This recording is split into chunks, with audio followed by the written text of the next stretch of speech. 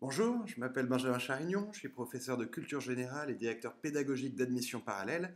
Et dans cette vidéo, je vais vous présenter l'épreuve d'analyse de texte comparé du concours Tremplin 2.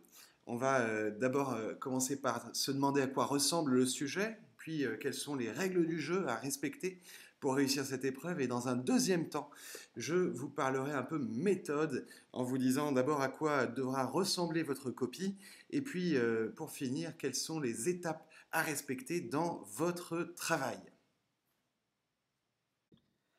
L'analyse de texte comparé, c'est une épreuve qui a été introduite en 2013 au concours Écrit-com Tremplin 2, mais vous ne trouverez d'annales qu'à partir de l'édition 2014 du concours parce que l'épreuve a été modifiée en 2014, donc ne tenez pas compte de ce que vous pourriez éventuellement trouver sur la toute première édition de l'épreuve d'analyse de texte comparé du concours Écrit-com Tremplin 2.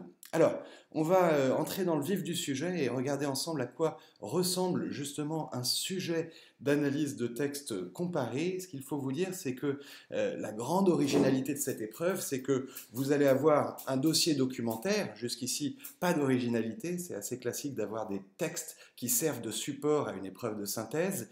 Mais l'originalité, c'est que aucune question ne vous est posée pour guider votre réflexion. Donc vous avez des documents, mais pas de problématique, pas de libellé, pas de consigne. Ce sera à vous de trouver la problématique, de comprendre le problème que posent ces documents et auquel ils essayent de répondre.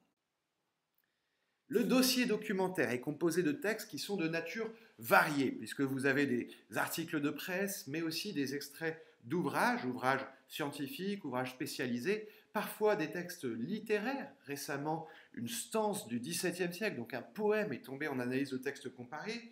Et puis vous avez également des extraits de rapports officiels, rapports ministériels, par exemple. Ces textes sont variés également par leur taille. Vous avez des textes qui sont plus ou moins longs, ce qui ne veut pas dire que les textes les plus longs sont les plus difficiles, mais en tout cas des tailles très variées dans le dossier. Et puis, ces textes expriment des points de vue différents sur la question, puisque une même question est en général traitée sous l'angle à la fois économique, social, politique, parfois philosophique, donc il y a une vraie diversité de points de vue qui s'expriment dans le dossier.